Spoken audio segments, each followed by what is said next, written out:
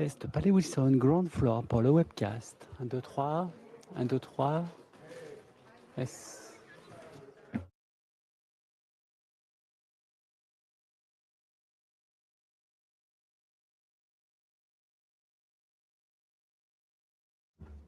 Canal anglais, canal 2.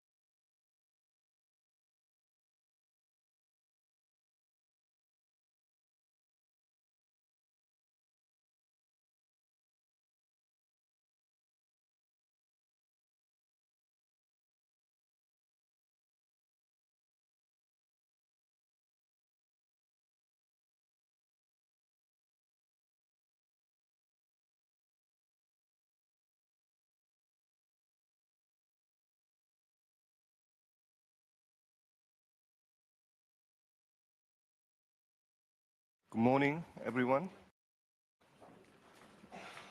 I'd like to welcome you to meeting number 4239 of the Human Rights Committee. This is a public meeting and on webcast. It is devoted to the continuation of the consideration of 7th periodic report of Spain. Your Excellency, Mr. Marcos Gomez, you have 15 minutes to continue with your outstanding replies.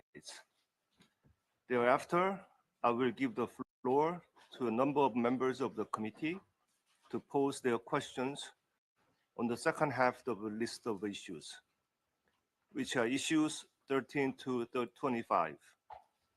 As yesterday, your delegation will then have a 15-minute break to allow you to prepare your response to the questions posed by the members. You will then have 1 hour to respond to the questions posed, after which we will allow time for follow-up questions and answers. The meeting today will adjourn at 1 p.m. Without further ado, I'd like to give the floor to Your Excellency, Mr. Gomez. Excellency, you have your floor. Thank you very much, Mr. Chairman, and good morning to one and all. Good morning to all of the members of the committee and those present. Since you have afforded the delegation some space to continue with responses to follow-up questions and questions in general from yesterday, I would say the following. First, on our follow-up commission for human rights treaty bodies recommendations, including on the 1997 law and the compatibility between that and amnesty and the democratic memory instrument, I would give the floor to my delegation. Thank you very much, Ambassador. Continuing with the follow-up questions of the questions from yesterday.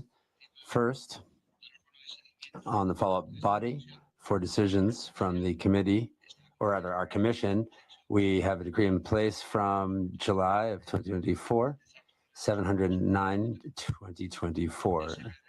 That royal decree has the objective of regulating the management of the second national human rights plan for the Kingdom of Spain. It's among the objectives is the follow-up on the rulings from the treaty bodies. It sets forth a new regulation that provides follow-up on the rulings from the treaty bodies and the resolutions handed down by the other special procedures as well from the Human Rights Council. That is to say, those that are not covered by treaties ratified by Spain, but rather those that arise from human rights instruments in the Council, such as special procedures in the treaty bodies. This decree creates a steering committee. That steering committee oversees many things, including the follow-up on reports from the treaty bodies with recommendations, and it addresses all of Spain, civil society, and the autonomous communities as well. It also creates an interministerial follow-up committee. That is a commission, rather, that is made up of representatives of the central government in Spain, all ministries. And among that, in that commission, we see a working group as well called the subdirectorate or subcommission that is tasked with drafting reports on follow-up on the treaty bodies' decisions, recommendations, and rulings. That subcommission has met. It has got to work. It has a draft document that regulates its makeup and the regularity of its meetings. Those reports that they draft, the follow-up reports, are then brought to the Interministerial Commission, where they are adopted and sent along to different treaty bodies or special procedures within the Human Rights Council. Now, secondly, the relationship between the amnesty law of 1977 and the historic memory document of 2022. This is a matter that it was already addressed for our constitutional tribunal. A ruling from last year, the Constitutional Court already indicated what we said yesterday, and that's that they are just different realms. The democratic memory document is not an organic law. It addresses areas within its remit, but that does not affect the amnesty law. They're separate. That is an interpretation or ruling from the Constitutional Court. that dates.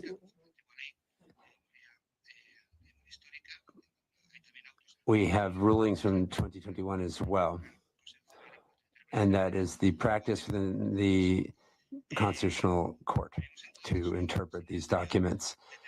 It is also necessary to explain to some degree what the remit is of the 1977 amnesty law is, what it covers. One must understand the coordination or the aspects of what happened at that time. My colleague will address that. Now, the amnesty law of 1977 includes a process that included a ruling from June of 2024 addressing this within the matters that arose in Catalonia. It looked at the transition from a dictatorial regime to a democratic regime. There are 4 years, really, that lasted back in the 70s. There was a call from those political parties that had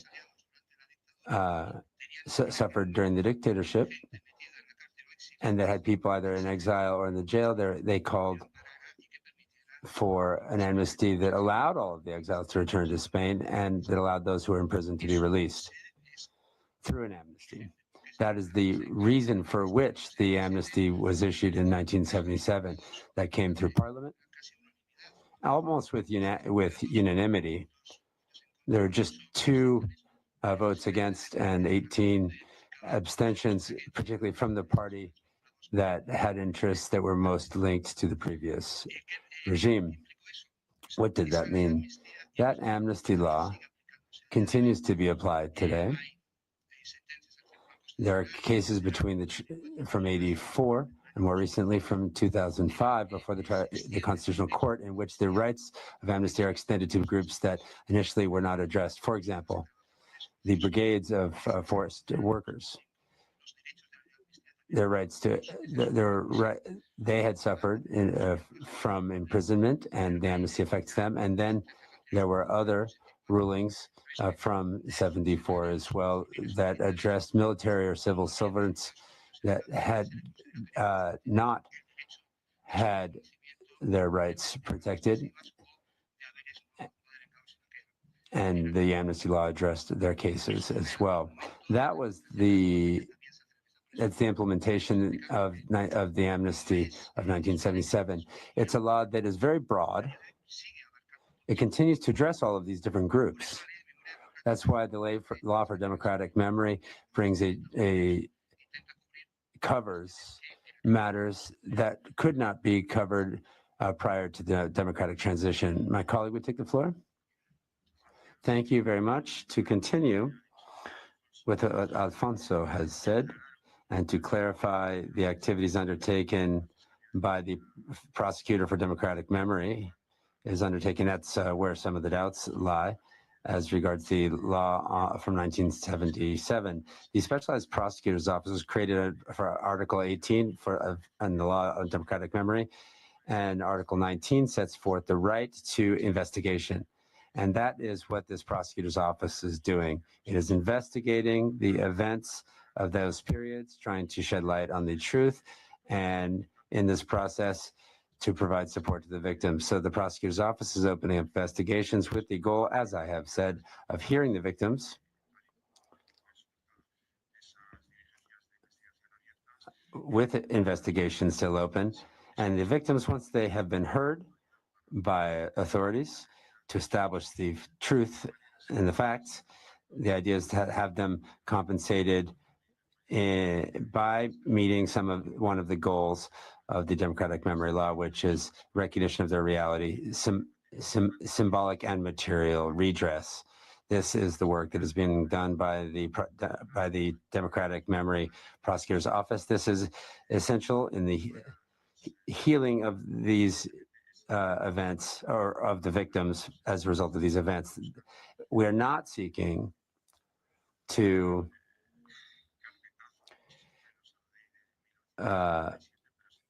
breathe new life into the law of 1977, but rather we are trying to address this law within the scope of other international instruments adopted by Spain and ensuring that there's a right to investigation as set forth in that law. Also, in compliance with the commitments that Spain has taken on, the law of democratic memory has withdrawn the declarations that were made by authorities within the regime. And so far, as of March 2025, we have found 7,000 mortal remains, and others have been exhumed, or rather are soon to be exhumed as well. That's what I could provide on that topic. Also, in order to not have to take the floor later, I will address some of the other questions. For example, the reports from many victims that are in irregular migratory status, whether this immediately gives rise to work permit, etc. I would say the following. There are 3 levels, really, that are considered in the case of victims in these scenarios. There are, first, the victims of gender-based violence, sexual violence, or trafficking. In the case of women, their rights are automatically arise after they are declared victims without any type of necessary cooperation with authorities in the investigation. Now, the victims that have been found trapped in organized crime networks, a wide array of activities, really, of criminal activities.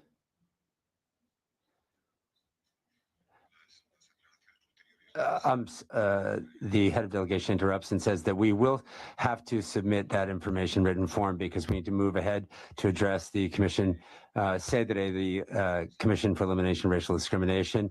The Ministry of Equality has a minute and a half to address those questions. Hello, and thank you. To clarify on this matter and to provide additional information, the Council for the Elimination of Racial Discrimination or Ethnic Discrimination is a body within the Ministry of Equality. It is decentralized, working with local governments, is working with private sector, unions, and civil society. The main goal is to work in the promotion of equality and non-discrimination. Among our activities are, for example, recommendations on topical events related to racism, studies, reports, such as that published this year on the study of perception of racial discrimination by potential victims that addresses previous versions of that study. We can see that in Spain there continues to be victims or potential victims or perception of racism, as has been mentioned here. This is for Afro-descendants and Gypsy groups. These are the 2 ethnic groups that most perceive it thus. We also provide assistance to victims of racial discrimination, directly or indirectly through victim support units. This was mentioned yesterday in regards to hate crimes. These services began in 2013. In 2021, we saw an increase in the funds, a meaningful increase, that is, to these services. This allowed for us to increase the offices to 23 throughout Spain, broaden the telephone access, and 021 hotline as well. All of this facilitates the reporting options for victims. We have seen increased cases from 300 to 600. Now we have 1,500 cases and 2,500 cases 2024, and then 2013 so far. That doesn't mean that there are more cases. It's just that there's more information and more information for the victims to report, more reporting options. The idea is to reduce the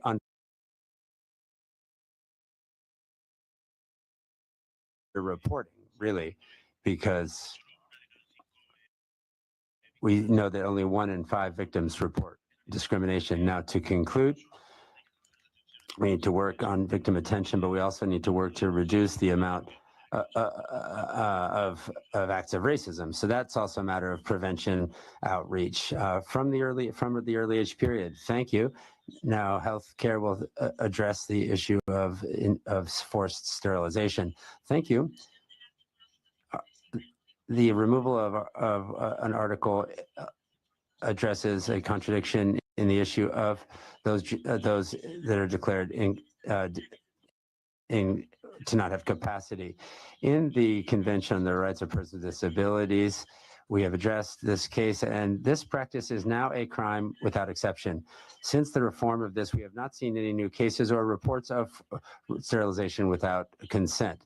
There are reports from specialized agencies to indicate that the law is being enforced. One of the primary challenges, however, that we face as we move towards reparation is the real difficulty in identifying how many people were subjected to these practices. In December of 2021, on the day of this International Day of Disabilities and the first anniversary of the vote on this matter in the Senate, when these practices became illegal, the government held an event in which forgiveness was offered to the victims.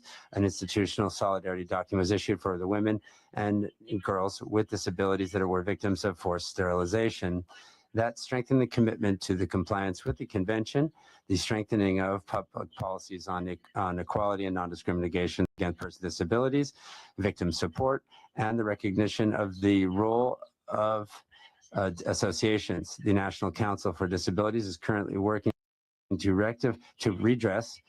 to provide redress, and they're undertaking studies that move towards effective reparation or redress of this historic harm. We're also seeking to adopt the first plan for the promotion and protection of women and girls with disabilities as a key policy for helping these women and girls from the patriarchal societies that help to support their sexual and reproductive health. I thank you kindly. I see that we have gone over time, over 50 minutes, but we are available for additional questions. Thank you very much, Mr. Gomez. Now I'll move to the second round of the questions by the members. The first, I will give the floor to Mr. Quesada. Gracias, señor presidente. Buenos días. Thank you, Chairman, and good day to one and all. Welcome to the delegation from the State Party as well. Today, I will be asking questions on paragraphs 14, 15, and 16 of the list of issues. Care provided to those deprived of liberty. The three paragraphs refer to the same topic under the same article of the covenant.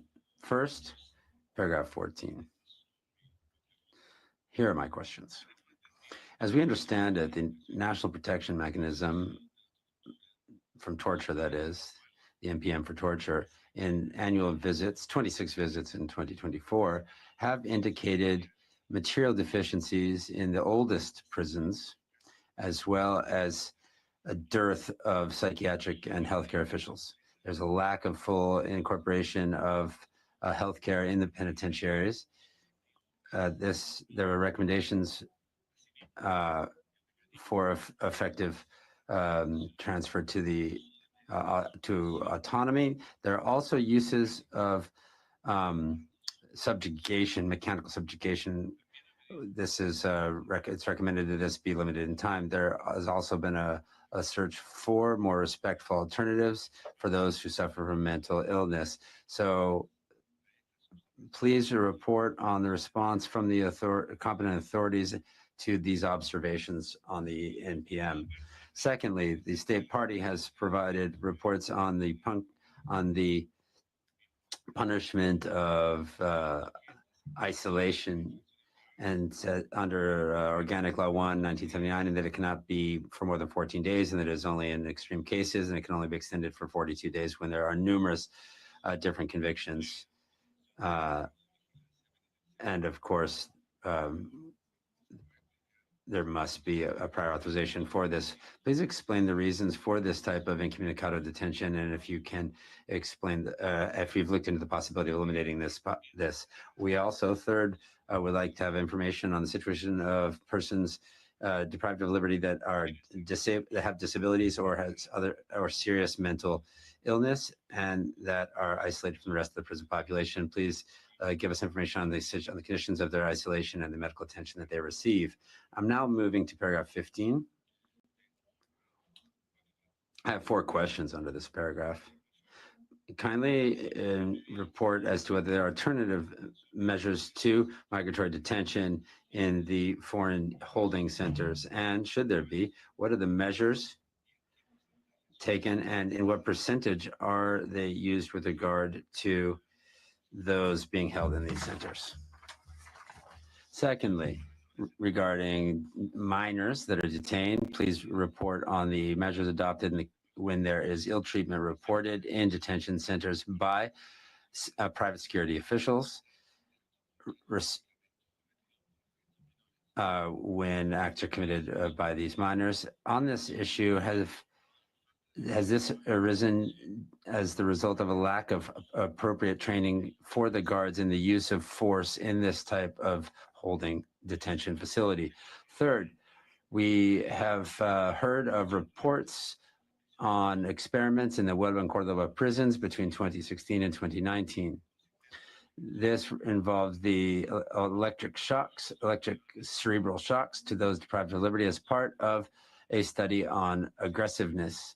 We'd like to know whether disciplinary or judicial investigations were launched into these events and what the results might have been into these investigations, as well as measures that might have been adopted to avoid this happening again. Fourth, kindly report on the situation of women deprived of liberty. We have heard that there are only 2 penitentiary establishments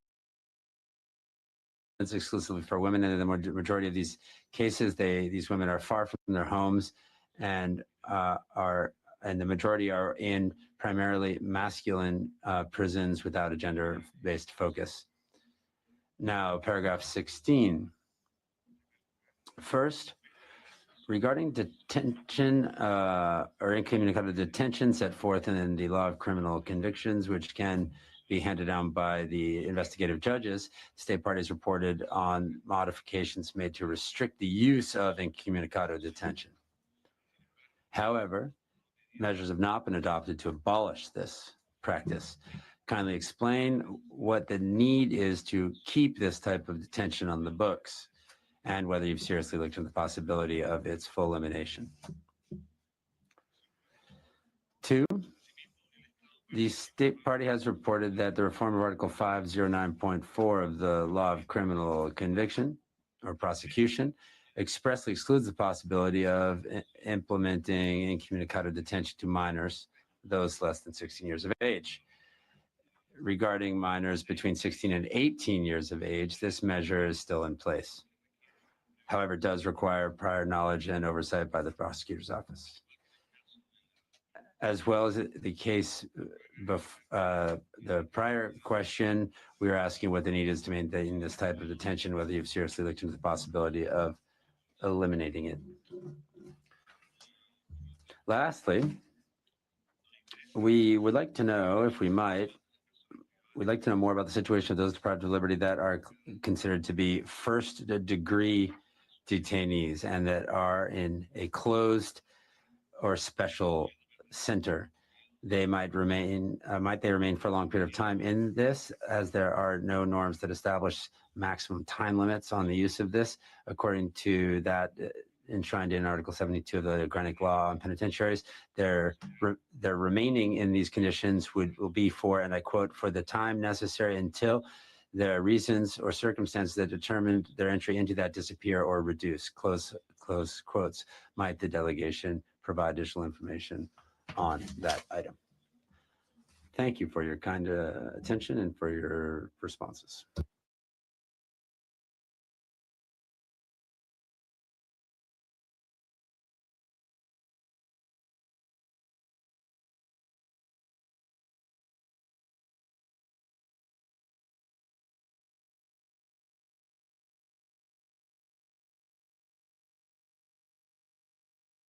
Thank you very much. Now I'll give the floor to Mr. Teraya. Thank you, Mr. Chairperson. Good morning. Buenos dias. I hope the delegation of Spain had a restful night. This morning, I raised four issues, issue 17, 20, 22, and 23. Issue 17 pertains to trafficking in persons. As noted in the State Party's report, the State Party is primarily a country of transit and destination owing to the country's strategic location. Accordingly, the State Party's efforts have significance not only at the national level, but also in the broader international context. In this regard, the committee appreciates the detailed information provided in the report. With regard to the statistics, the State Party's report notes that a quantitative study on trafficking, sexual exploitation, and prostitution among women and girls in Spain is currently being conducted. Could the State Party elaborate on the nature and scope of this study and indicate when its findings are expected to be published? One of the most pressing challenges appear to be the timely identification of victims of trafficking.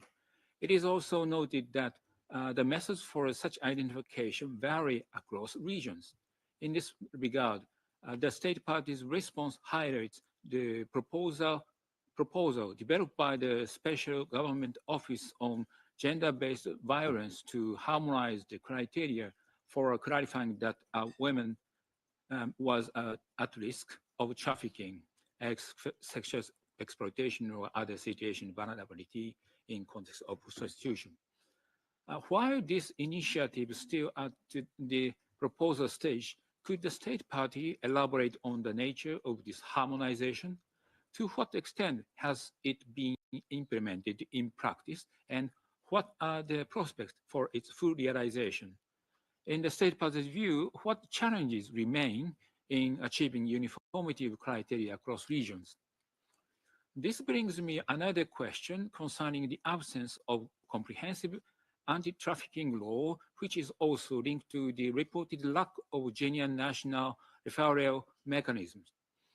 The committee takes particular interest in the State Party's statement during the opening remarks of the delegation, noting that a draft comprehensive law on trafficking has been developed following concern recently raised by several states during the State Party's UPR. It was also noted that the process of public consultation and stakeholder input on this draft law has recently been completed. While it may be somewhat early to ask, could the State Party provide a timeline for the adoption of this draft law? What areas is it expected to cover? Furthermore, beyond the establishment of the unified legal framework, is the State Party considering the development of a more comprehensive national referral mechanisms?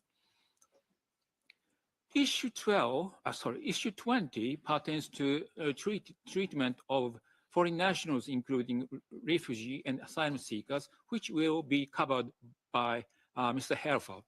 Here, I will focus on some specific issues on unaccompanied foreign minors. One of the most significant concerns, similar to the earlier observation on trafficking persons, is the absence of standardized protocol and the lack of fully established uniform procedure for age determination. Many institutions, such as the Committee on Rights of the Child, have repeatedly raised doubts about the reliability of the age assessment methods used in State Party, citing multiple violations of the Convention of the Rights of the Child. And the committee noticed that the State Party's report emphasizes an age-based approach in assessing applications and the development of a more right-based framework. Could the State Party elaborate on current progress in developing a unified standard for identifying and protecting children? In doing so, how do the age-based approach and rights-based framework contribute to this process? Do they enable sufficiently agile responses to the diverse range of cases? Are there any limitations to these approaches? Secondly, a critical issue to be addressed concerns the protection afforded to children. In this regard, the committee has received information confirming instances of abuse and discriminatory treatment in reception centers, some of which are currently under judicial investigation. Furthermore, the Ombudsman has identified a significant number of individuals who claim to be minors but were nonetheless placed alongside adults. In this light, how does the state party ensure that all unaccompanied foreign children receive appropriate legal assistance as well as support for a social and labor market integration once they reach adulthood? Additionally, how does the state party ensure the agile identification of international protection needs, including safeguards for protection and the preservation of family unity? Issue 22 pertains to freedom of expression, which will also be covered by Ms. de Gruja later. The first issue concerns slander and libel, to which the state party's report offers only a limited response. The committee also takes note of the recommendation that the state party should decriminalize defamation and incorporate it into civil defamation legislation in line with international standards. First, to what extent is the restriction of freedom of expression on the grounds of slander and libel compatible with international standards, particularly with Article 19, Paragraph 3 of the Covenant, which provides an exhaustive list of legitimate grounds for such restrictions? How does the state party ensure such compatibility in its legal framework and practice? Second, does the state party have an intention to consider decriminalizing defamation? What is the rationale for maintaining defamation as a criminal offense under the current legal system? Regarding access to public information, the committee appreciates the intensive amount of information provided by the state party, particularly under Article number 19, 2013 of 9 December on transparency, access to public information, and good governance. At the same time, some sources mention that certain structural and practical challenges have been noted. For example, the transparency law does not fully cover the legislative and judicial branches. There are no penalties for non-compliance by public bodies. As for users, the overlapping regional and local rules with multiple oversight bodies can be confusing for users. The volume of requests maintained low, with only about 10,000 per month at the central level. Also, women represent just 30% of requests. In light of the above, is the current legal system sufficient to ensure transparency in the scope of information disclosure? Is information being disclosed reliably and consistently in practice? What measures have been taken to promote more active and widespread use of the transparency law? Issue 23 specifically pertains freedom of expression and related other rights in Catalonia. The state party's report emphasized that politicians, journalists, and the general public in Catalonia must follow the constitutionally established channels and respect to the fundamental rights of all citizens, while also affirming that they may advocate constitution challenge without facing any adverse consequence for any of their rights. The committee wishes to recall that the obligation to respect the fundamental rights of all citizens lies first and foremost with the state itself. In this regard, the committee has received multiple reports raising serious concerns about the use of surveillance technologies in the state party, particularly in relation to political dissent and the right to privacy. Ground reports indicate that between 2017 and 2020, at least 65 Catalan politicians, activists, and public figures are targeted with Pegasus and Kanju spyware allegedly linked to the National Intelligence Center. No Pegasus and Kanju spyware no official investigation has been launched, and the public prosecutor has remained inactive in related to judicial proceedings. Additional report highlight instances of policy infiltration into social movement without judicial authorization, including cases involving intimate relationships developed into uncover operations. Courts have refused to investigate these cases, and the prosecutions appear to have normalized such practices. In light of these reports, how does the state party respond to these allegations? Does it intend to initiate investigation into these practices? If so, what procedure would be followed? If not, what are the obstacles preventing such investigations? Regarding the situation in Catalonia, the committee notes recent significant developments concerning the 2024 amnesty law, which grant amnesty to individuals involved in pro-independence activities in Catalonia. This includes a constitutional court ruling issued last week. The committee has also received reports alleging that the 2024 amnesty law is not appropriately being implemented in practice. The committee also wishes to recall its view in individual communication number 3165/2018, Carles Puigdemont y Casamajo versus Spain, in which it found the state party violates the author's rights under Article 25 of the Covenant, and further stated that the state party is under an obligation to take all steps necessary to prevent similar violations from occurring in the future. The committee would appreciate the state party's clarification on the following points. Could you provide information on the current implementation of the 2024 amnesty law? What procedures are in place, and which categories of individuals fall within the scope of the law? What is the anticipated impact of the recent Constitutional Court ruling on its application? How does the state party consider the compatibility of the 2024 amnesty law with the international standards and with the committee's view in the Puigdemont case? These are the questions I would like to raise at this stage. I look forward to receiving your response. Thank you very much, Mr. Taraya. Now I give the floor to Mr. Helfer. Thank you, Chair, and welcome back to the delegation. My questions for today are focusing on issues 18 and 19.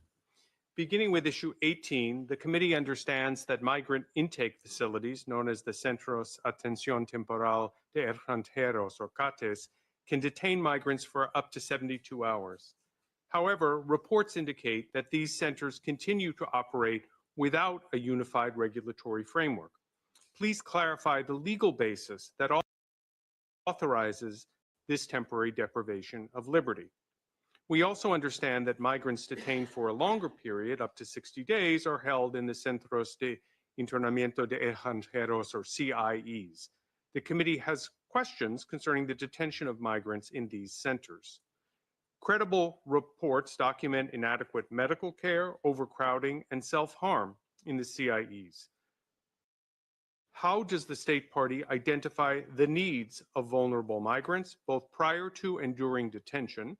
And does it provide consistent access to medical care, psychological support, and legal aid?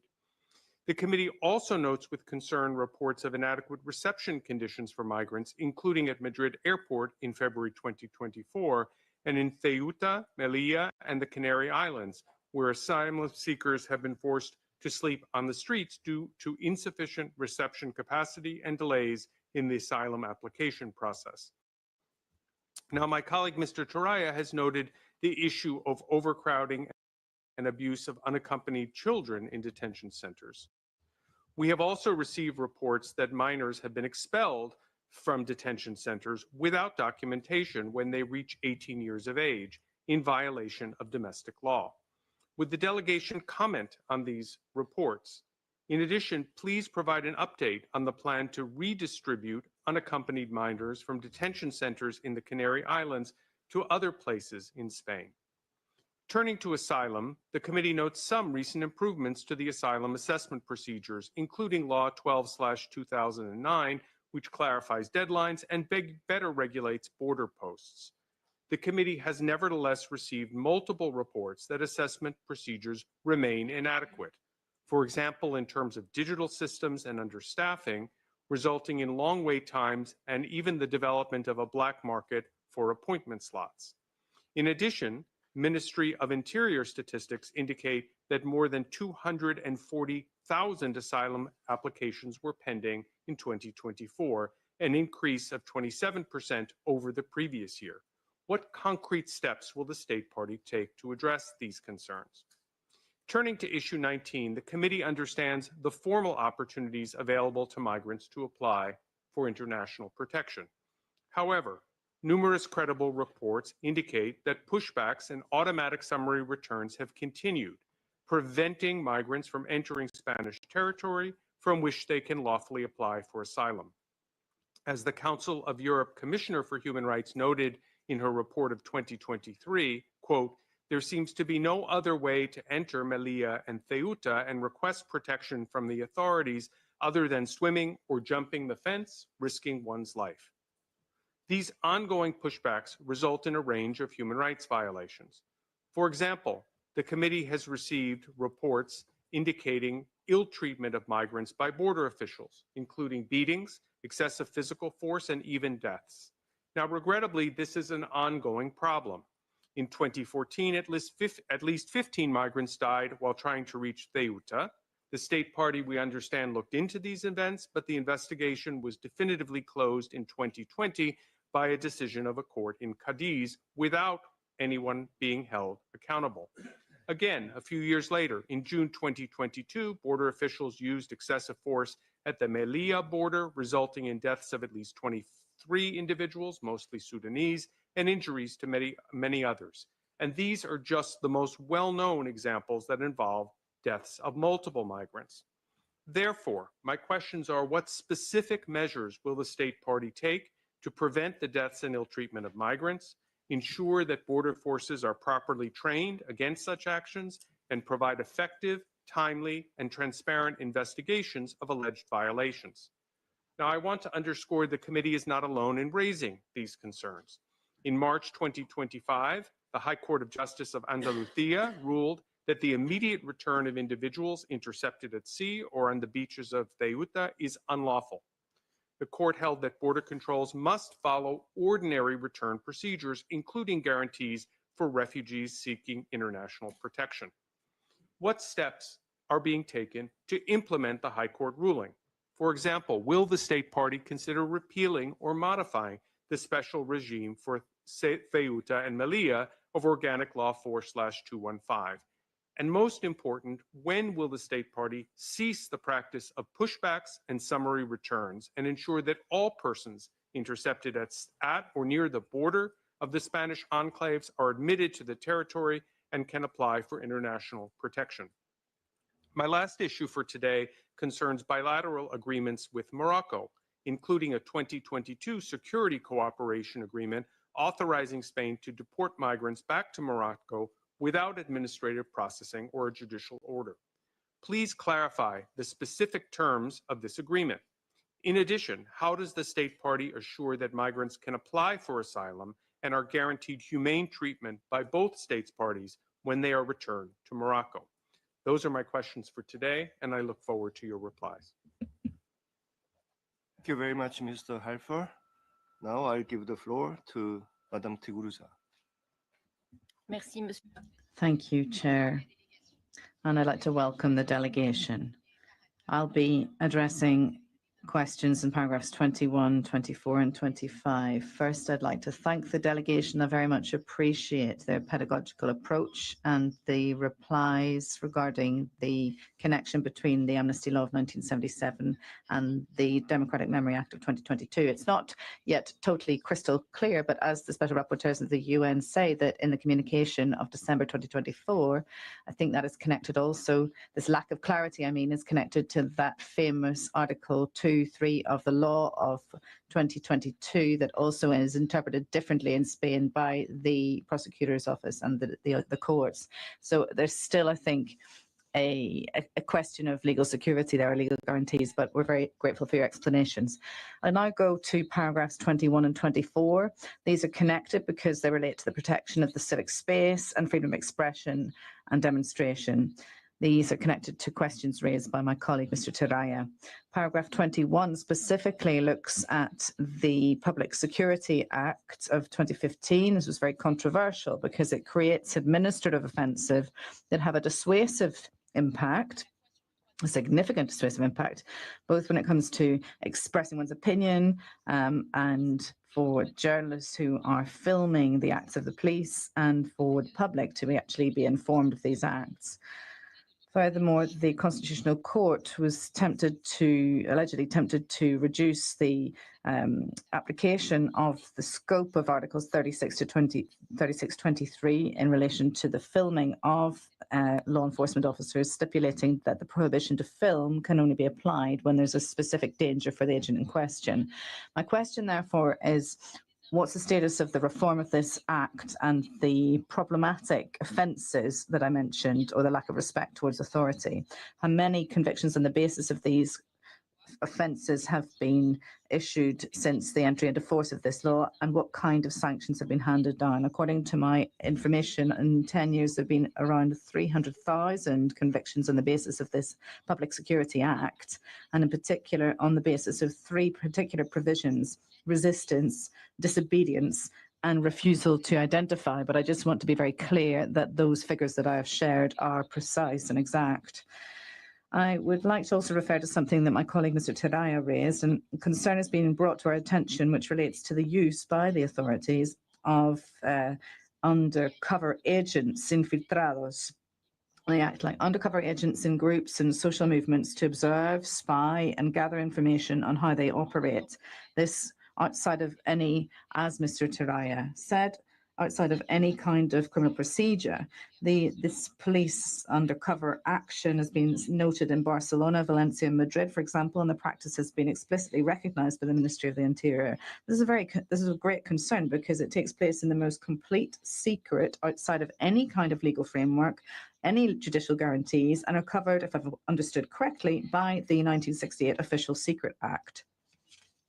So in addition to the questions raised by Mr. Teraya, I would like to add the following. This dangerous practice of undercover agents, is it still used? And what recourse or appeal do victims of these acts have? On question 24, I am focusing on freedom of expression and the offences included in the criminal code, such as the glorification of terrorism or others that have been mentioned. According to information we've received, this offence, for example, of glorification of terrorism, has been used in 2024 against 2 Palestinian activists. If I've understood correctly, one case has been closed and another is still pending with a procedure underway. Yet it would seem that reforms of the criminal code had been under discussion with a view to decriminalising this use of freedom of expression, and our committee would therefore like to know what the status of these reforms are, in order to restrict to as far as possible and in keeping with Article 19, the usage of criminal law when individuals exercise their freedom of expression, such as we've seen in the case of Andy-Sad versus Roux, which also covers the aspect of ideas which offend, shock, or disturb. I'm referring now to question 25, relating to the judiciary.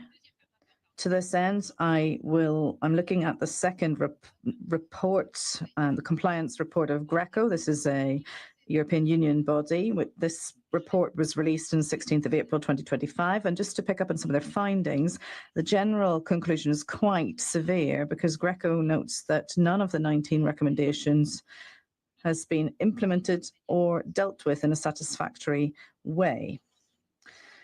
So some of these recommendations, for example, are that work related to requirements on transparency and integrity of advisors are still at the early stage. So the goal of transparency has not been fulfilled. Greco also regrets that the draft bill on transparency and integrity of interest groups has not been adopted. It further adds that the implementation of amendments of Act 19/2013 on transparency, access to information and good governance has not been fully completed. And finally, there's the fact that the revision of the disciplinary regime for the police and the Guardia Civil to improve transparency and objectivity has not been completed either. In addition, and here's where the judiciary comes in, that combating corruption in the judiciary does not seem to have borne fruit or made much progress over the period that has lapsed. It would seem that in 2025, after a 5-year stalemate, political parties finally agreed on establishing the General Council of the Judiciary. This delay had been significantly criticised by the Special Rapporteur on the independence of judges and lawyers in 2024. And she raised the fundamental role normally that the council should play in all aspects of a judge's career. And this delay has therefore had significant knock-on effects on the independent and impartial functioning of the justice system and the principle of separation of powers. More generally speaking, a reform of the organic law has been launched, but according to what I've read in the Spanish press, even as we're speaking, judges and prosecutors have gone on strike from the 1st of July, so this very week, to protest against this reform because it's likely to undermine their independence. So my questions to this end are to know, first of all, if the General Council of the Judiciary is operating fully and in full independence of any majority opposition parties. Secondly, what is the goal of the reform of the organic law on the judiciary that seems to displease the judges and prosecutors? And any information you can send to the committee on this, of course, would be very welcome. And then finally, what measures have been taken to ensure that this draft reform of the Organic Act respects both Article 6 of the European Convention on Human Rights and Article 14 of our Covenant on the independence of judges in all aspects of their career, from their appointment to the end of their career through the disciplinary regime as well. Thank you. Thank you very much, Madam Tigruza. So we have completed the second round of questions.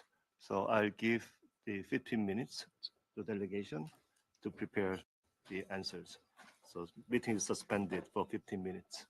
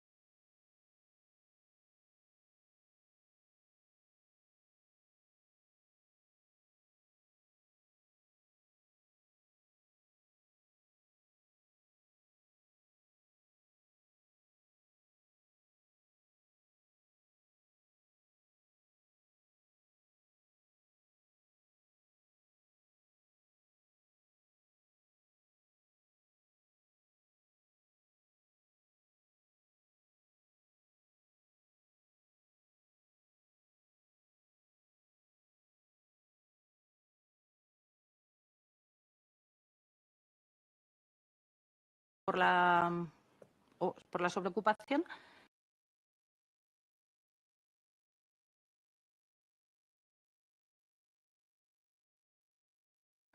Para el traslado de estos menores. To be able to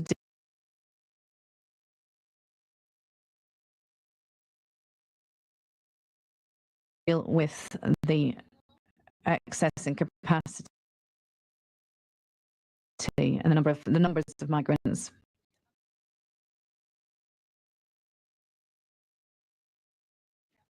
For the Ministry of Children and Youth, we're working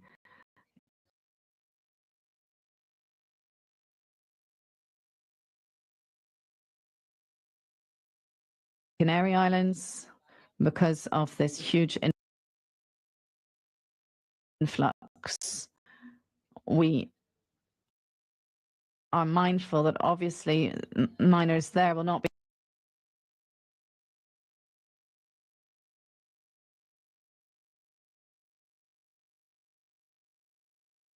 able to enjoy the same services that they could in other autonomous communities because they're saturated.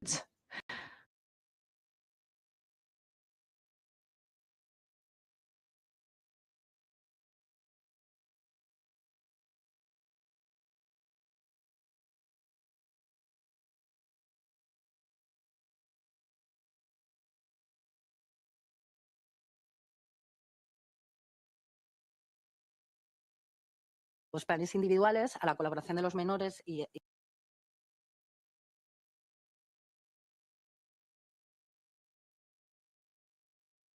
participen en sus propios planes individuales.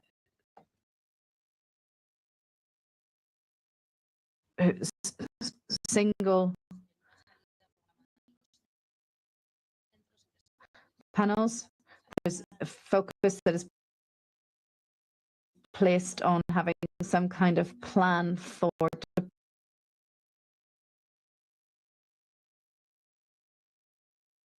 departure, for employment, try to prepare the minors for independent life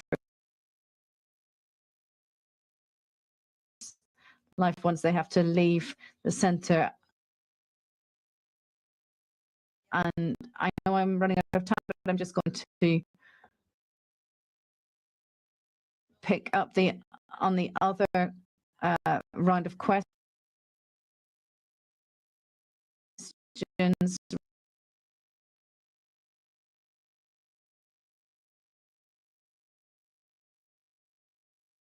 With the mechanisms for the prevention of torture to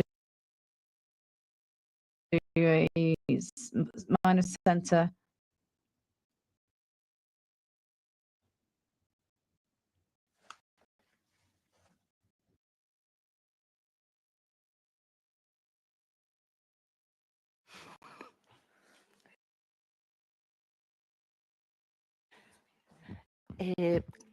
Gracias.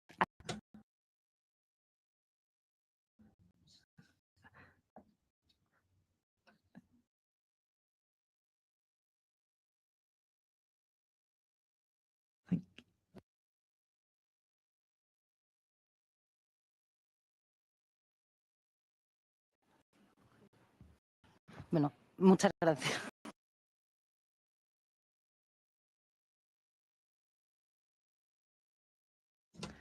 Thank you very much.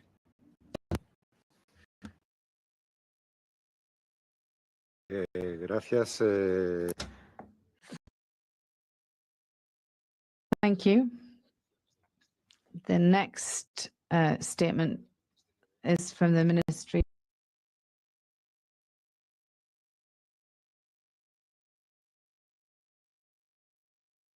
of Justice along these same lines, please.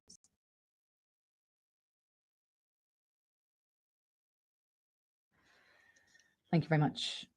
I'm going to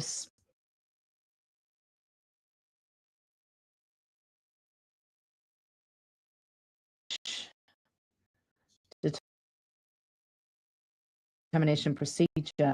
This relates to a number of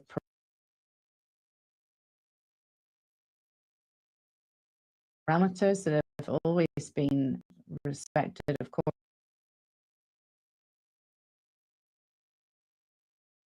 the presumption of being a minor, and also the principle that any evidence that is gathered or any tests that have to be conducted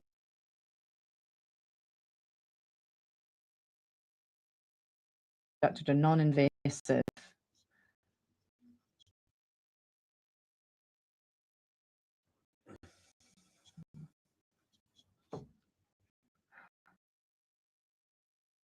We can, of course, imagine that you may be concerned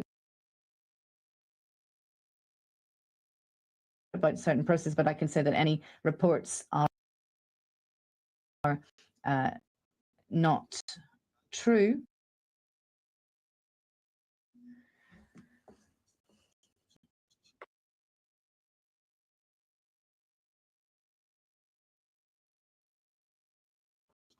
We have requirements where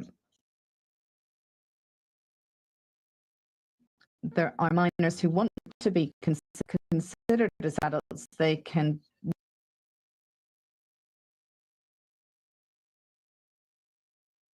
work in Spain and send money home to their families. So we have a process which is actually completely the contrary.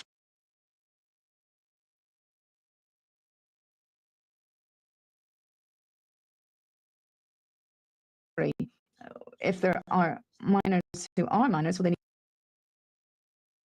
need a network of specialized prosecutors in trafficking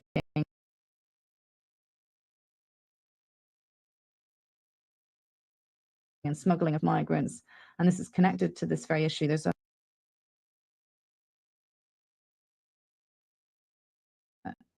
internal network across a number of specialized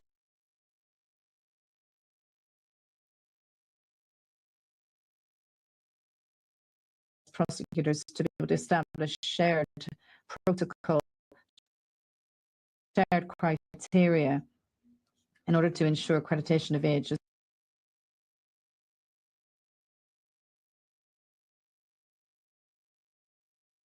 part of these cases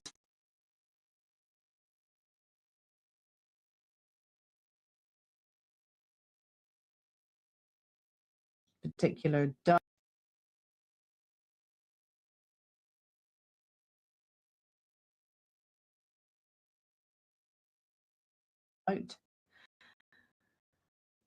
they are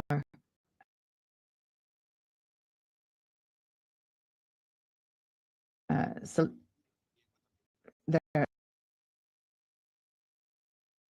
their advice is requested, and as things stand,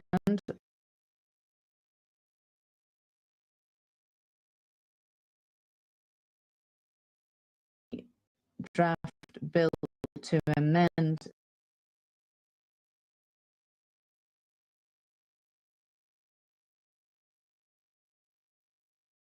the civil proceedings to be able to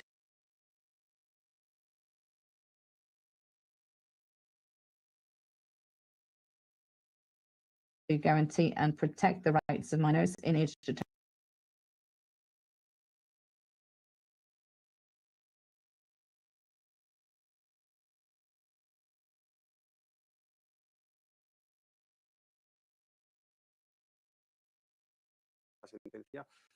Convictions and the sentencing. So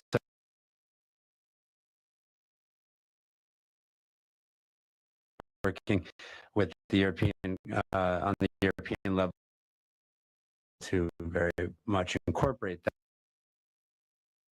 that content into our rulings. Thank you very much. The Minister of the Interior. Very briefly, I would like to refer to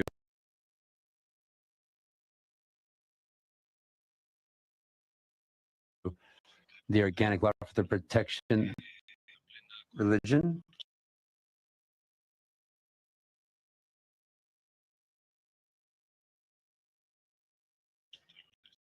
Spain is a democracy with full respect for fundamental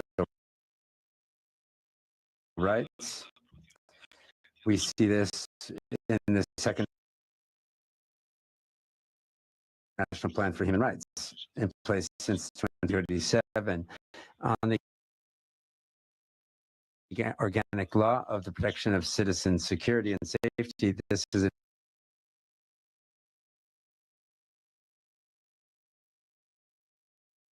administrative measure. It does not have a criminal aspect. Secondly, as Rita mentioned, authorities of the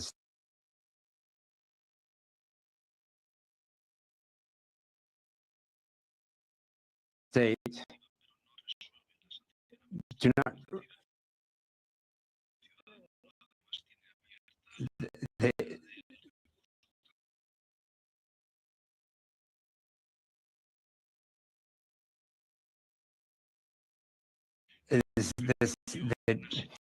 the state is not the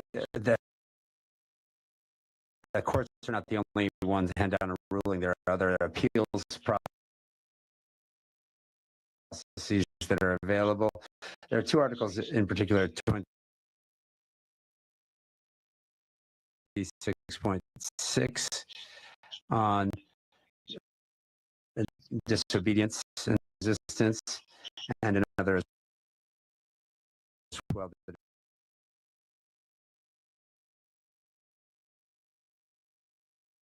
This data is all published by the Ministry of the Interior.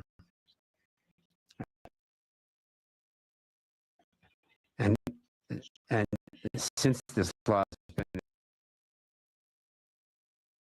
been beginning with 26.23, there is data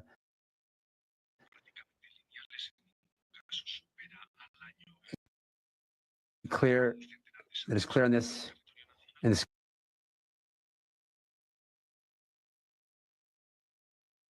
covers the entirety of our territory, and in 26.6 on resistance and disobedience, things are rather linear there as well. 2,000, 3,000, 18,000 this year.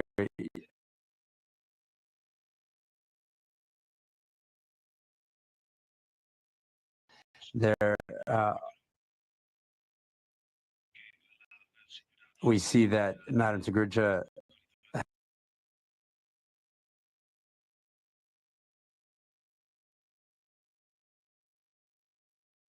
has focused her attention on the increase in administrative sanctions moment in which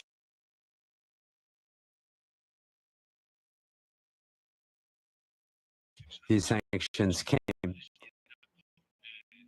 not criminal, but administrative, and this had to do with the pandemic.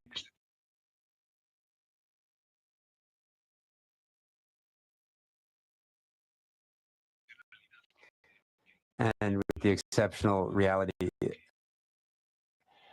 on freedom of movement.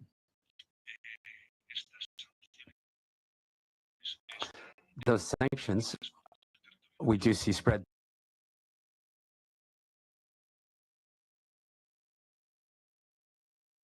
throughout the country.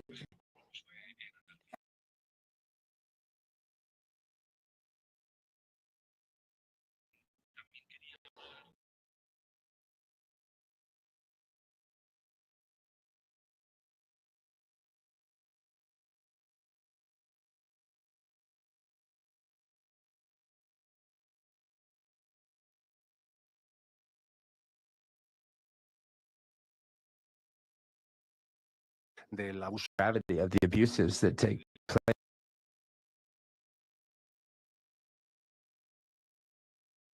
Criminals on vulnerable populations. In Tarajal, there was an escalation of judicial rulings.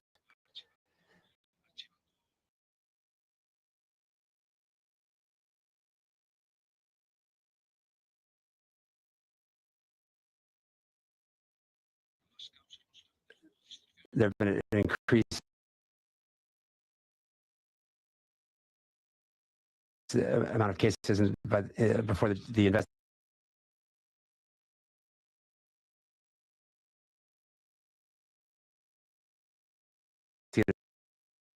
Even the Supreme Court, according to news that I have, the matters are being appealed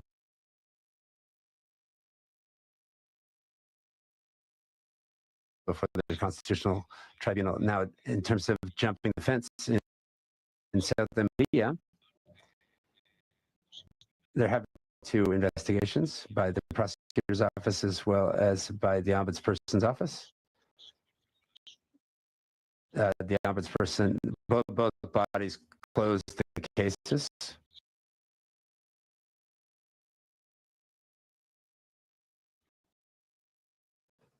Gracias. También Thank you very much. Penitentiary, would your team like to mention penitentiaries for women? A question was asked.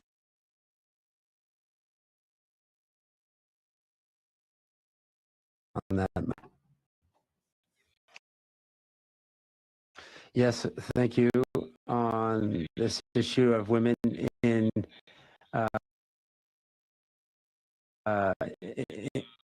isolation,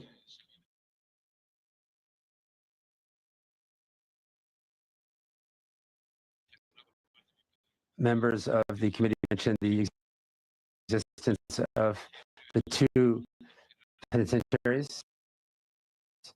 There, the administration in the Basque Country and Catalonia have their own facilities. There's one in Barcelona that is exclusively a women's penitentiary. Also, that doesn't mean in modern penitentiaries in Spain that have their modular. That doesn't mean that we don't see all manner of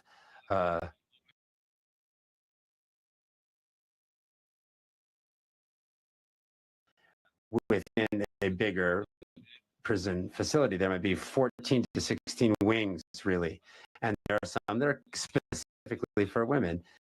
In the case of numbers of women in the general central government penitentiaries, there are women, so it's a minority population. At any rate, the penitentiary administration does address the realities of women, recognizing specifically the realities to facilitate the possibilities for them. There is a program, Ser Mujer, to be a woman, and this has been in place for almost 20 years. The idea is to help women specifically, domestic violence that these women suffered, detecting as well cases of prostitution, and also the idea is to provide tools specifically so that these women, once they're released, to not suffer from these realities. The gender perspective is very much borne in mind when looking at the issue of suicide in prison. From 2014, there was an administrative decree for all penitentiaries, for example, specifically to address the issue of gender perspective in the matter of suicide in prison. In 2022, this is this is being addressed. I'm not sure whether that's, yes, 30 seconds for the issue of isolation. I think that there was perhaps a mistake in the understanding of the concept. There is there are those in first degree. There are just 400 in the entire prison state administration, in this, and every 3 months, less than the 6 months, which is normal. This is a program from 2011 that has not only been backed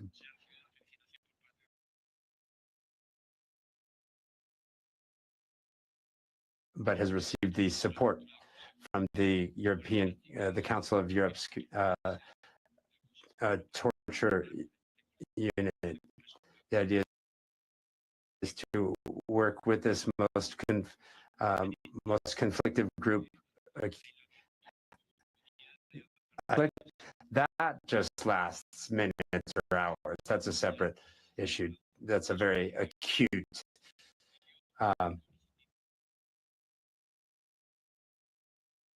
use of isolation, and that's covered in our 1996 penitentiary regulations. I think that Mr. Cassetti was referring to this as well. Now, for the last block of questions, the Ministry of Justice has 4 minutes to address that topic. Thank you, Ambassador. Regarding the Greco report from June of 2024, there are 11 recommendations from the experts. 7 were met, and the rest are still pending. The other 4, as regards to the judicial branch, there were 2 issues that arose regarding the renewal of the Council of the Judiciary and the naming of magistrates. In June of last year, an agreement was reached between the political forces that were able to name people to those posts. And since then, the 120 vacancies in Spanish courts for magistrates who are Supreme Court, for example, by consensus. There's a new process as well for electing the new members of the council for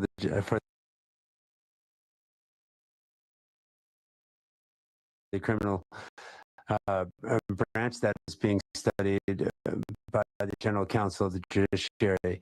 Now, turning to the problem of strikes, this is within the framework of a broader problem. What we're seeing is that a new selection process is being put into place for prosecutors and judges. The idea is to give priority to written reports. This year, a complete reform is being brought into the creation of new courts. Now, transparency. We'd like to reiterate what we said yesterday and note that it can be appealed to the courts, and if it is, and the courts order compliance with the civil servants. Now, in the judicial and legislative branch, the same thing. Of course, with the judiciary, there is the issue of privacy and confidentiality is covered in the organic law. When someone thinks that there is they have an interest in having access to given information, there's a process for this. I thank you. Now, I would like to mention other of law, and just briefly, I will mention first the adoption of the law 2/2023 regarding those that are guilty of infractions and the fight against corruption. There's been a modification of the laws in place for prosecutors to address the amount of judges and magistrates, specifically so are in step with regulations when they have undertaken activities that are have links to political groups,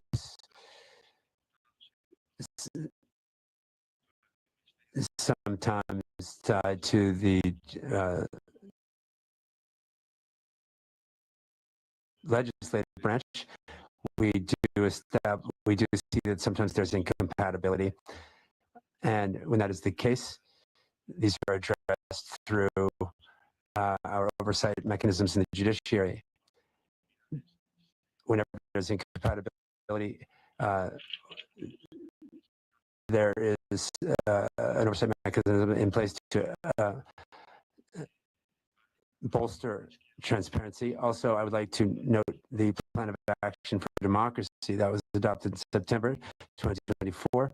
And in that, we see 11 specific areas of action and numerous measures. Many have already been undertaken.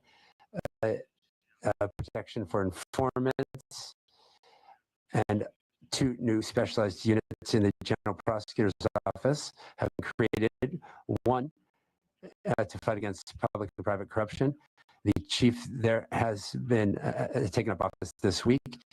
There are also efforts to bolster the integrity of the state. And importantly, there's a draft law on transparency and integrity for the interest groups, the lobbies specifically. There's a reform of the organic statute as well, for the prosecutor's office to strengthen their autonomy and to ensure that their mandate is in step with that of the the guidelines. There's another series as well of matters underway, such as the draft law on open administration and the 5th governmental plan for an open government. We are then strengthening all of the mechanisms in members of the delegation for their efforts. Thank you very much, Mr. Chairman, for your indulgence in time management. We are aware that we have not been able to respond to all of the questions. However, we are willing to complete with a new round. Thank you.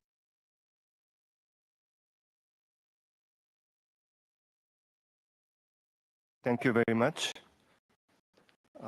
After we get the follow-up questions, you will have time to respond more. Mr. Carazo. Microphone to the speaker, please.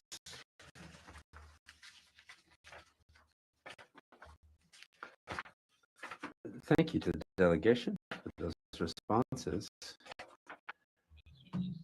Decorations that have been withdrawn. An observation. Police decorations that were granted to Guardia Civil members that were later convicted under democratic rule. Why reports indicating that their civil guard members, Galindo, Vaquero, Dorado, and Bayo, they were sentenced to 75 years of prison. Lassa y Zavala in 2000 as well. Why were their decorations? Why were their medical conduct? This re-victimizes and humiliates the victims of those crimes.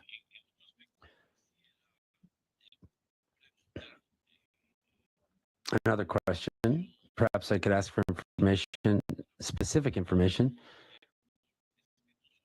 It can be provided in written form on the human rights treatment of people of African descent in Spain. There's a colonial legacy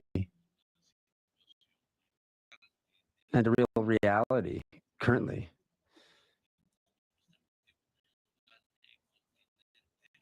Particularly as you are contiguous, you have areas contiguous with the African continent. And in Latin America, there of areas that also were involved in slavery. Falcone's book, Slave of Liberty, for example, I was just reading that. That tells a great deal of that reality. Thank you very much. I will give the floor to Mr. Helfer. Thank you, Chair, and I do sincerely appreciate the detailed answers from the delegation, the Ministry of Interior, Ministry of Inclusion, Ministry for Children and Youth. We spend a lot of time trying to coordinate our questions. You clearly spent a lot of time trying to coordinate your answers, and that helps us, and we greatly appreciate it. I had one clarification one response and then one question I didn't hear answered. So the clarification, there was a reference made, and it may have been unclear because of the translation, as to who were being prioritized. I think in terms of, excuse me, the applications for asylum, I believe that was those who were regular migrants as opposed to irregular migrants. I just would appreciate clarification on that for processing of their asylum applications. The point I did not hear any information about, although apologies if I missed it, was the bilateral security cooperation agreement with Morocco from 2022. What are its terms? And also, what does it allow in terms of the possibility of for individuals who seek international protection to file an application for asylum, and how their rights are respected if they are in fact returned to Morocco? What I wanted to spend a bit more time on was the discussion on the pushbacks and the questions. Delegation's reference to the European Court of Human Rights case, although it wasn't mentioned, I'm sure you're referring to the Grand Chamber's judgment in ND and NT versus Spain from 2020, which concerns, I would submit, not the entirety of the relevant legal issue. Interpretation of the European Convention does not necessarily govern the application and interpretation of the covenant. Article 7 of the covenant contains a prohibition on cruel, inhuman, or degrading treatment. It also contains implicitly the provision against non-refoulement for individuals who are at risk of protection. The case against Spain for the ICCPR concerned questions of collective expulsion of aliens, a very different issue, and questions about individuals who were seeking international protection and the ability to seek international protection and to have the possibility of submitting such arguments to be considered by the authorities in Spain was not at issue in that case. And indeed, the Grand Chamber majority was quite clear to point out that obligations under the European Convention concerning the prohibition of refoulement, concerning the right to avoid being exposed to refoulement that might lead to inhuman or degrading treatment or punishment. So I would just respectfully suggest that because the European Court of Human Rights has set a particular interpretation of its convention, that does not mean that Spain's obligations under the covenant, which are cumulative, are necessarily limited. And indeed, I would argue they're not. Final point on this. Yes, this is a serious concern. We do understand it. Irregular migration, particularly with regard to the enclaves of Spain, of Ceuta and Melilla. But the problems continue. So the ICCPR Grand Chamber judgment was in 2020. And one of the incidents I asked about was in 2022. And indeed, there have been more recent litigation within Spain, including the High Court of Andalusia judgment. I understand now that that's being appealed, but I point in a different direction so that what I believe the delegation referred to as sad incidents in Tarajal and Melilla really do deserve more serious investigation and response than what we've heard here. Thank you very much. Thank you very much, Mr. Halfer. Now I give the floor to Mr. Teraya. Thank you. If I may say so, without being misunderstood due to the heat of the moment, I have not yet received about the issue of Catalonia. Of course, the CC is much cooler than Spain, Catalonia. But I would like to raise the issue again. Of course, this is a sensitive issue, but legal assessment can be and should still be made, even in relation to politically charged incidents. If possible, we would appreciate receiving any kind of assessment during this session. If not, we would welcome a written paper at a later date. Also, I'm afraid that probably I have not yet received the issue of surrender and liberal as an justification to limit the freedom of speech, while the delegate explained the other question by Mr. Gruger. Thirdly, I'm very satisfied with the extensive explanation about the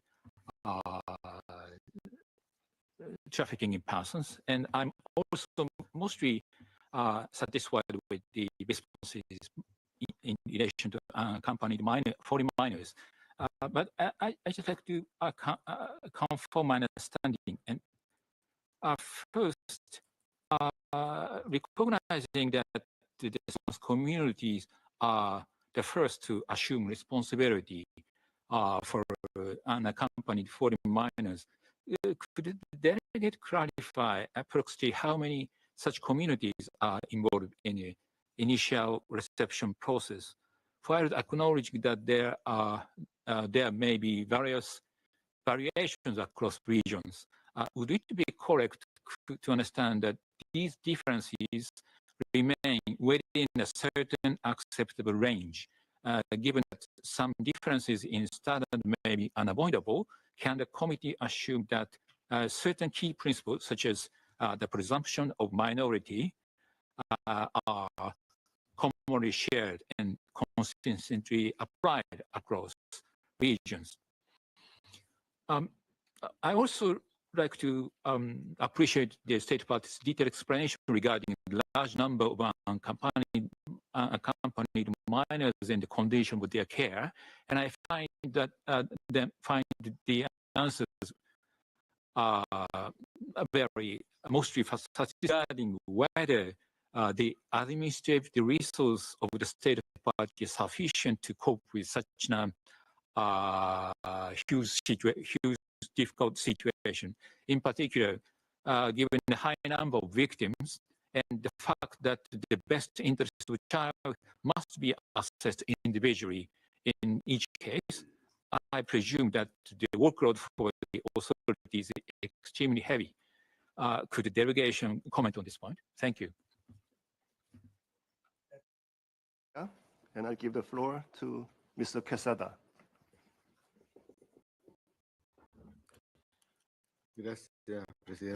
Thank you, Chair. First, I'd like to thank the delegation for the replies and for the very specific information they've shared with us. And I hope that for the questions that haven't yet been answered that we will receive. I have a couple of follow-up questions, perhaps rather requests for clarification. First, relating to these restraint mechanisms for persons who are detained. Mechanical restraint mechanisms specifically, and I understood the mechanisms, but really my question was that on the MPM against torture that issued recommendations on this, and that it would be good to explore more respectful alternatives and reduce the length of time in which these restraints are used. So I'd like to know how you've given effect to the NPM on torture vis-a-vis its observation. Secondly, on isolation or incommunicado detention, or rather solitary confinement. I think that there would be, obviously there are reasons to maintain that in serious circumstances, but there's still a challenge from civil society as to the maximum duration of this measure.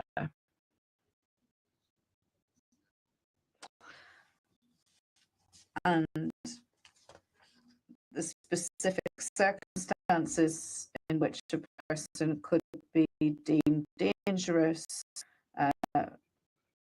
process of solitary confinement would be applied. But I just want clarification. Is this under organic law of 1971? And in parallel, there's the question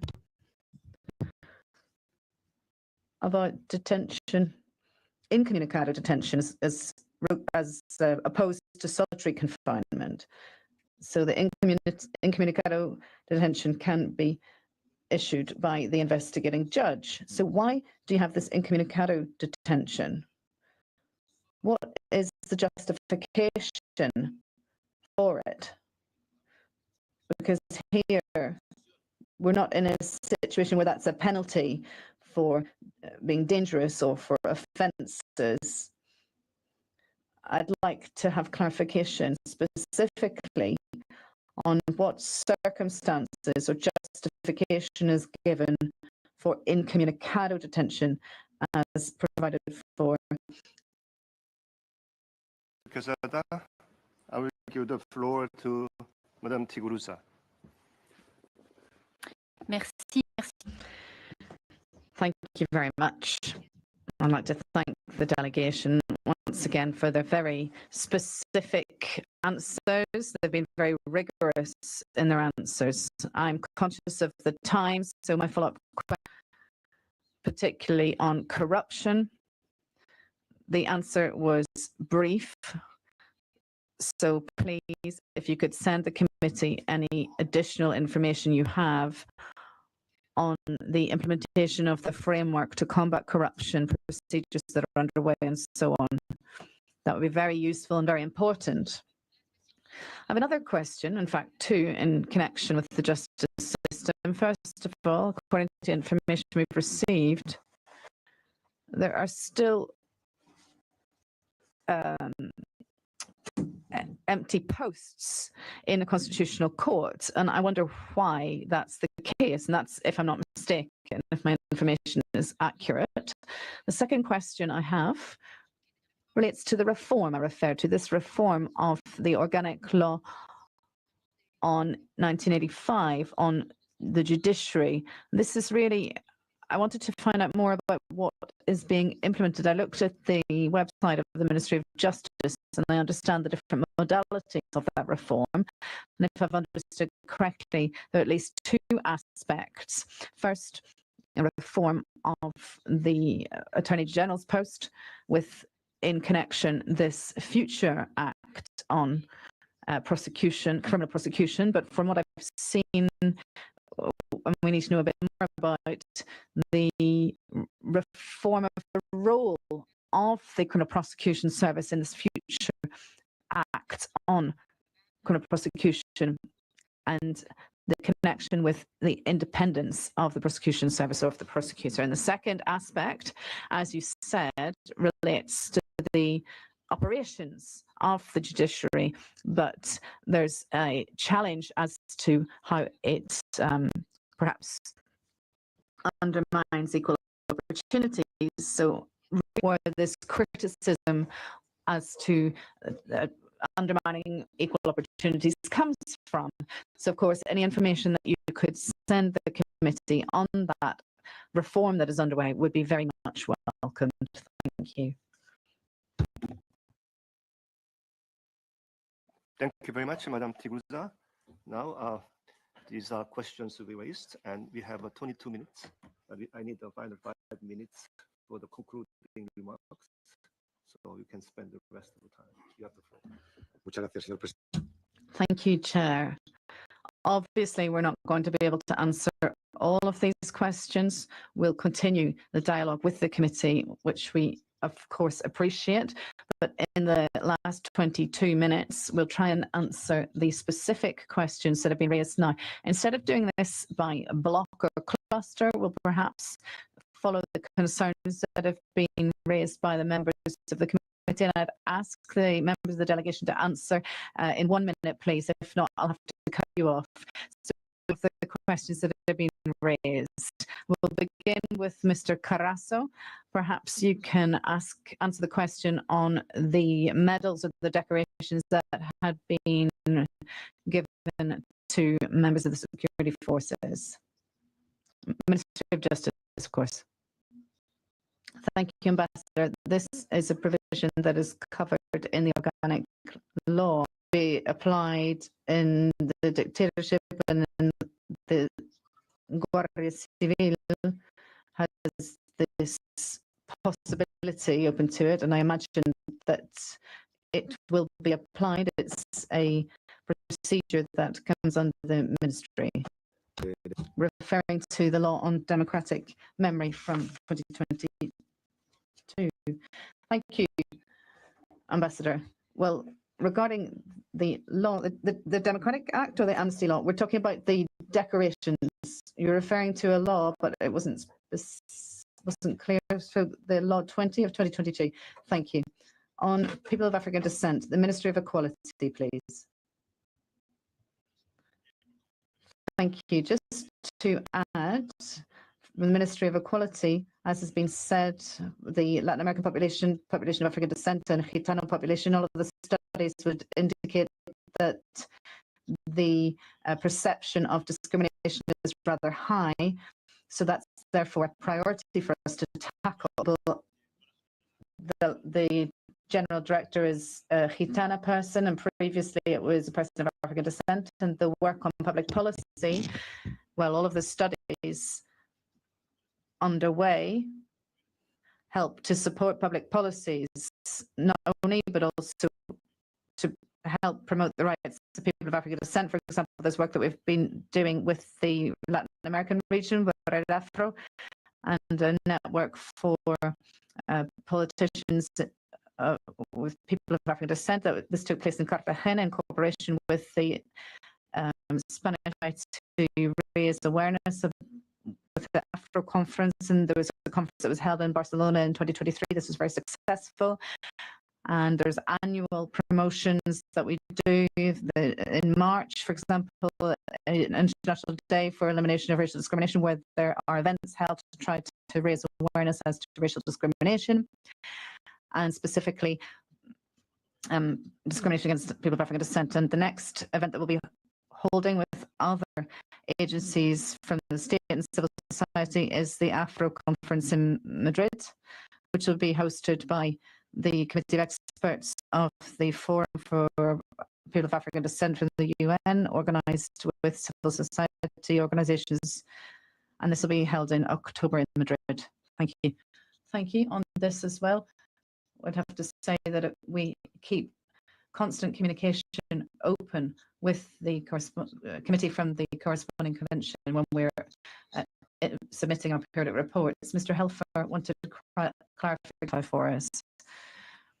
Yes, I think I was answering the questions. Here we're dealing with people who've arrived in the Canaries irregularly, and therefore they're in a irregular status. I'd like to highlight that I don't like to talk about prioritization. These people, because of the large number arriving in Canaries, were unable to formalize their status there. So the Ministry of the Interior made it possible for them to be moved to another place for the application to be submitted, and this is in Madrid. Thank you. Mr. Helfer also asked about the agreement with Morocco. If anybody can elaborate, then we can do that. Otherwise, we'll send the answer in writing. Yes, on the bilateral security agreement with Morocco, at the moment, any return or deportation procedure to Morocco is processed in keeping with the law passed in '92. And in this bilateral agreement, for any processing, it needs to comply with the signing state in keeping with the convention signed in 1992. So we would ask the committee if we can send you a more detailed answer in writing. Mr. Helfer also referred to pushbacks and summary returns and connected issues. I think here we'll get into a legal discussion that will perhaps now, but we will come back to this and we'll convey the answers. What I'd like to say to Mr. Helfer is that Ceuta and Melilla are not just enclaves, they are autonomous as cities or autonomous units within the Spanish state. Mr. Teraya also asked for some clarification on a few questions in connection with the events in Catalonia. We could perhaps give clarification on the undercover agents or the application of the Amnesty Act. Please, if anybody could elaborate on these particular points. On the undercover agents, Mr. Teraya referred to, if my memory serves, activities of undercover agents. We need to separate two things. One, the undercover agent, and this is regulated in the Criminal Prosecution Act, and this is all. This includes oversight where the infiltrator is covered by an Organic Act from 1986. Here I'm talking about the infiltrators. Sorry, I got confused. So this, as I was saying, is from Organic Law 2/1986, and their task of these infiltrators, infiltrados, is to try to gather information with a view to guaranteeing citizen security, and of course the rights and freedoms of the rest of society. But I want to clarify the difference. So the undercover agent relates to the law on criminal prosecution, and the other to the law of 1986.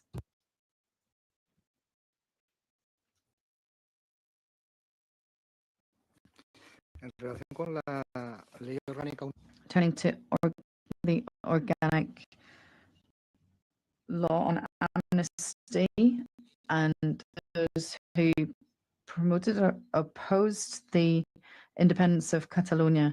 The second question pertains to the reference or connection of the view issued by the committee on Puigdemont. This is a different scenario because this view related to 14, 19, 20 and 25 of the Covenant.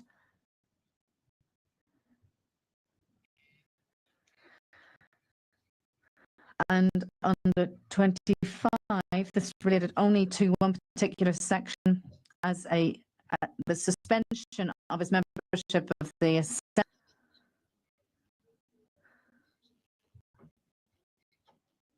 And whether this was automatic. So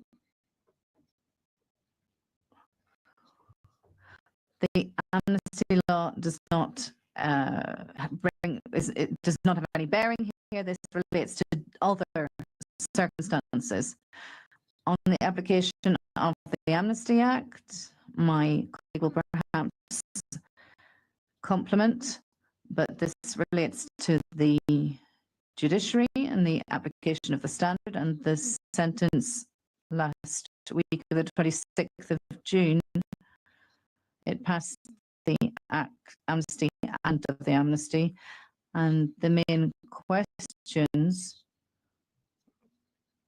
relate to the fact that the law says that it cannot apply to those who had personal assets, and therefore there's a discussion in the courts as to the diversion of funds.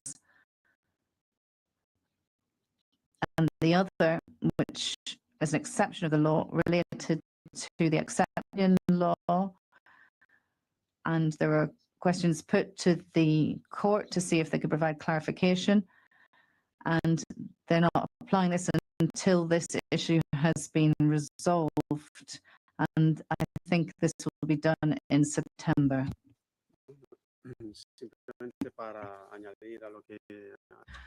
Just to add to my colleagues' comments, a couple of things to bear in mind.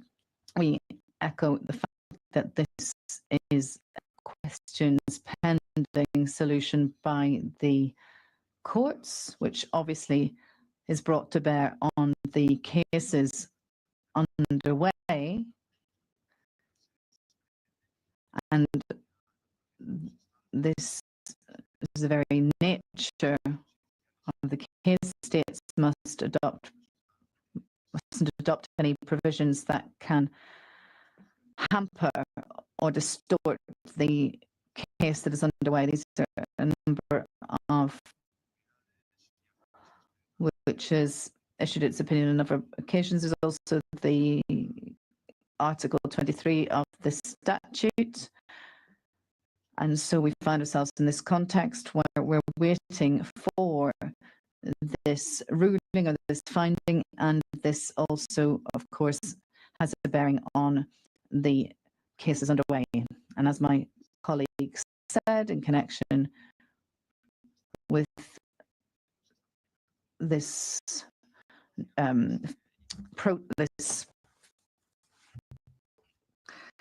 the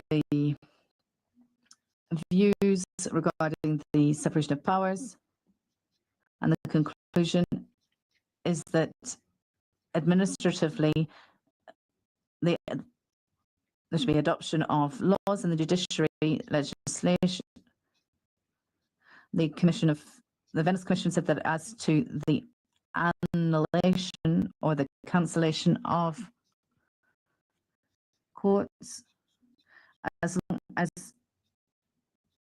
the decision relates to the within the proposal of the law as to the lifting of the pretrial detention and interim measures, and that there's no issue with the separation of laws, the proposal for amnesty must be applied to ensure that it does not change the results. So it's down to the courts to consider the application of the law in all cases. Those involved can call for support at any moment. The judge can call for postponement until the law establishes that Article 1 of the amnesty law can be invoked. And according to Article 16 of the Amnesty Act, that there needs to be provision of resources as we see stipulated in the legal order. Spanish judges are independent. At the moment, we cannot enter into any discussion on whether or not they are fully applying the law in a specific case. And what's more, we must also share that, contrary to what we're seeing in the popular opinion, there in our justice system, it's possible to lodge complaints and have access to appeal. And with that, those would be my comments. Specific question on minors and the capacity of autonomous communities and any discrepancies, and also whether sufficient resources are available within the system to be able to deal with the issue correctly. Perhaps the Ministry on Childhood and Youth could respond.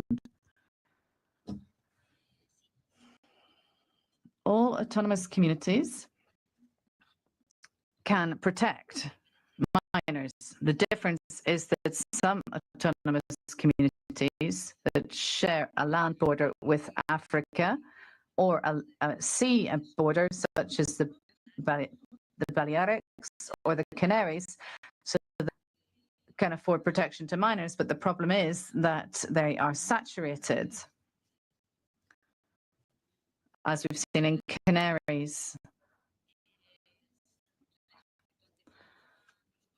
On the budget as to whether it's sufficient, probably not, given the excessive burden that we're seeing in the system, but it has tripled from 2023 and 2024. The fund was given 33 million euros, and with the royal decree that's been passed, it's been increased even further. As the ambassador said earlier, we're facing a situation of extension of budgets. We're hoping that if we can release the budget, then we can broaden capacity, because that's something that's been mentioned. That autonomous communities have been complaining that they need support to be able to increase capacity, but that money is not reaching the autonomous communities. And as part of this draft bill, what we're seeing is that the communities with greatest demand need to be given greater priority.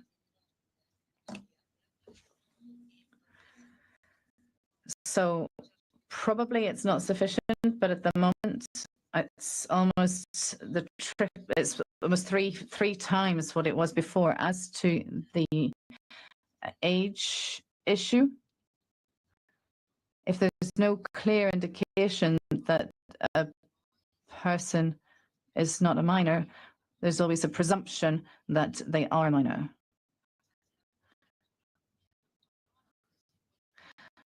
So they will be supported by the autonomous community where they arrive. And then there is a judicial procedure that can be initiated to determine the age, but they will always be hosted in a temporary fashion, given guardianship by the... Thank you. Mr. Quesada asked again about the restraint mechanisms used. And what was the response to the NPM on torture's report?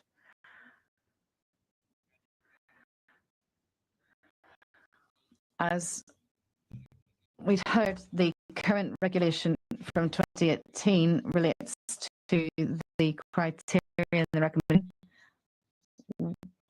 where alternative measures have been elaborated. It stressed the importance of de-escalating, training personnel, trying to find places where the person could be calmed down. And in cases of serious aggression, they're using mechanical restraints mechanisms. We can send you in writing the statistics from 2018 to 2025. I think there are around 300 cases where it's necessary. The most clearest example, for example, because of health care, where medical treatment is required and we're provided tranquilizers, always upholding communication with the judge, and all of this is always filmed. Another attempt has been made, for example, in Catalonia in the circular for 2021, as possibility to, and their alternative was to place somebody separately, and they found that they had increased numbers of attempted suicide and so on. I don't know if I can really elaborate. You have a minute to distinguish between incomunicado and solitary confinement.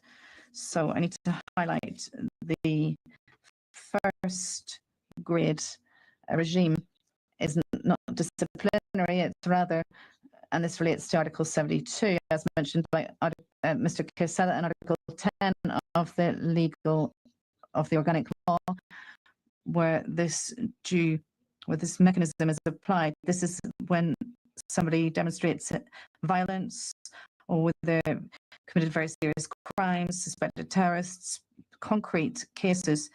There is a program where scientific methods are applied.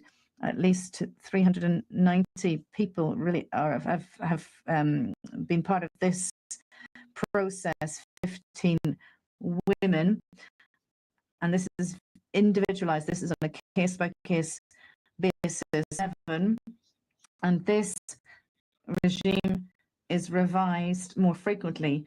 Every 3 months, it's revised and is subject to legal oversight, to judicial oversight. This is different to the solitary confinement, which is a disciplinary mechanism. There are 2 people who perhaps punch each other, beat each other up, and then they're separated. And that can be for a maximum of 14 days. But it's controversial when there's successive violations. For example, in the case of 42 days, followed the recommendation from the MPM that this cannot be consecutive. There needs to be an interruption. There can be a first duration of 14 days, then there needs to be a break and an oversight. And this is separate from the incommunicado detention, where there's a 5-day successful investigation in case that person could be hiding evidence or could be in touch with people who are in the outside world. And therefore, to ensure due process, we have that process that's very specific. For example, a terrorist organization or a criminal gang, and for a precise duration, they are held in incommunicado, a maximum of 5 days. Can we answer in 30 seconds? Gracias, señor presidente. Thank you. Yes, we've completed it then. I'll now give you the floor back for your short concluding remarks. No, muchas gracias, señor presidente. Thank you very much. I will be very brief and merely thank the entirety of the committee and you, sir. Thank you for the dialogue and for the quality of the questions, the depth of the questions. This is just a phase of this dialogue that we very much hope to continue with you. As I said in my initial remarks, the full guarantee of civil and political rights is a process that is never finished. It's we're very aware of the very relevant role that the committee has in helping the state, because that is what you do. You help us to improve our legal framework and our administrative practices as well, so that we can seek to offer these guarantees. Thank you to the Secretariat, to the interpreters as well for their patience, and to my delegation as well for your contributions. Okay. So I has addressed key aspects of the internet